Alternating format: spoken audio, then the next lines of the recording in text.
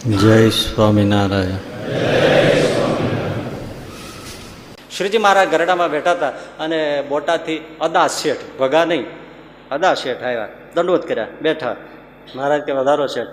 હા મહારાજ, એક ઈચ્છા મનોરથ લઈને આવ્યો છું. કયો ને શેઠ? મારે સંતોને જમાડવા છે. તો મહારાજ આડે પડખે બેઠા છે. શેઠ, હા, આ ગોપીનાથજીના મંદિર થાય છે ને, કડિયાના પગાર ચડ્યા છે. તો હા મહારાજ, એ તો બધું હાલે રાખે, પણ મારે તો સાધુને જમાડવા છે. પણ શેઠ, તમારી વાત સાચી, પણ કડિયાના પગાર ચડ્યા છો. હા મહારાજ, હવે એ તો છે જ, એ ક્યાં ખૂટવાનું છે, પણ મારે સાધુને જમાડવા છે. હું મનમાં નક્કી કરીને આવ્યો છું. તમે નક્કી કર્યું છે, પણ હવે મજૂરો કડિયાઓ એના પગાર ચડી ગયા છે, તો એમાં ના મહારાજ, આપણે સાધુને જમાડવા. સાર ઓળખી શકે છે. જો સામે બાપ બેઠો હતો, તોય જેને ભગવાન માનતા હતા, ભગવાન માનીને પૂછતા હતા, જેની માળા કરતા હતા, એની આગળ આમ થાય છે, તો આજકાલ સાધુ આગળ થાય એમાં શું નવી નવાય? હે, એટલે કરવું એવું નહીં, આપણે શીખવું. મહારાજ કે સારું, પણ મહારાજ મારે સાધુને જ જમાડવા છો ને, આ ભગવા વાળાને, ધોળિયાને નહીં. એટલે 100-150 પાર્ષદો હોય ત્યારે, પાર્ષદો કોઈ નહીં, ફક્ત લુગડા ભગવા, એને જ મારે જમાડવા છે. મહારાજ કે શેઠ, હવે એવી રીતે તો કેમ થાય? અમારે બધા ત્યાગી ગણાય.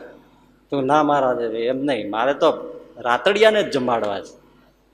સારું, મોતિયા લાડુ ને એવું બધું બનાવ્યું છે. એ મહારાજ ભેટવાળીને પીરસવા નીકળ્યા.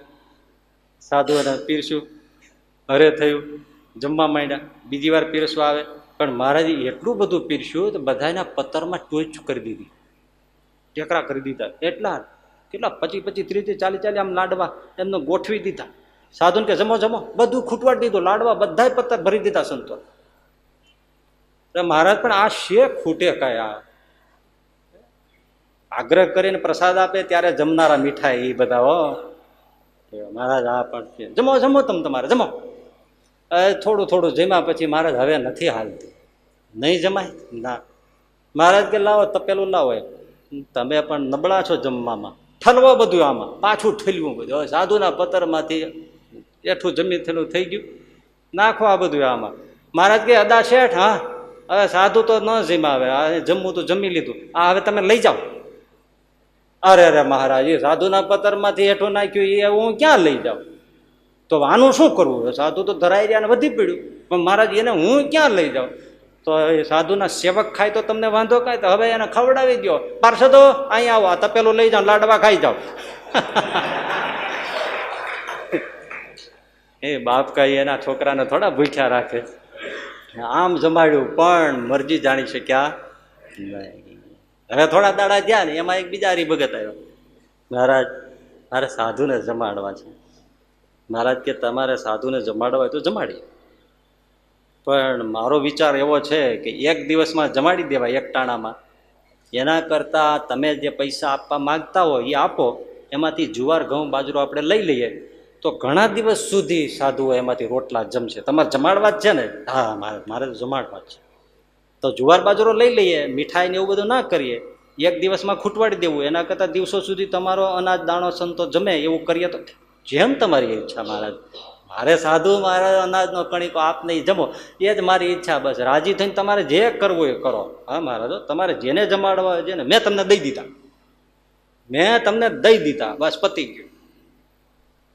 માચા ખાચર કારિયાણીના અક્ષરવાસી થયા પછી એના મિત્ર, પરમ મિત્ર ભોજોચારણ, હા, એક શરીર જુદા પણ આમ દેહ એક હોય, આત્મા એક હોય એવા એ ભોજાચારણ અને માચા ખાચર, એવી દોસ્તારી. એ આ માચા ખાચર ધામમાં વૈયા ગયા એટલે પછી મહારાજ કારિયાણી પધાર્યા, ત્યારે ભોજાચારણે પોતાની મૂડી હતી, મરણ મૂડી, એ 400 રૂપિયાની થેલી મહારાજની પાસે મૂકી. મહારાજ, મારો પરમ મિત્ર માચો યોગ્ય, મહારાજ એ નિમિત્તે આ તમારે જ્યાં વાપરવા હોય ને આ 400 રૂપિયા. મહારાજ કે એમ? હા. એ કોથળી ખોલીને પૈસા ઉડાડવા માંડ્યા, આજુબાજુ ખોવડાવું પડે. આ સાચી સાવ સત્ય નગદ હકીકત. એ બાજુમાં જે કોળી પટેલિયા જે હશે એના ખવડા પર લઈને ખોબો મુઠ્ઠીઓ ભરી ભરી મારે નાખવા માંડ્યો. ભોજો દર્શન કરે, આખી કોથળી ઠલવી નાખી, જેને જ્યાં પીડાય બધા વીણી લીધા. મહારાજ કે ભોજા તને કઈ થયું નહીં? મને શું થાય, મેં તો તમને દઈ દીધા, પછી તમારે જે કરવું એ કરો ને, મારે શું? બાપા આપણે તો એક મુઠ્ઠી ભરી હોય તો આખી કોથળી લઈ લે, નાખી દેવા દીધા છે, શું વાત કરો છો? હે શું આમ ઉડાડી દેવા માટે દીધા છે? મરણ મૂડી છે, લ્યો નાખી દેવા. આને દાન કર્યું કહેવાય, શ્રેષ્ઠ દાન છે ભાઈ.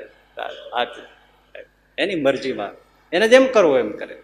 આપણી પાસે હતું ત્યારે આપણે માલિક, દઈ દીધું પછી એ માલિક છે, એને પછી જે કરવું તે, જે કરવું હોય તે. પણ એ વિવેક પાછળ આવશો, નહીતર પછી ઘણા એમ કે દાન દીધા પછી કે આપણે જોવું નહીં, એવું નથી. દાન લેનારો કોણ છે? એટલે સમય સંજોગને ઓળખીને દાન કરવું.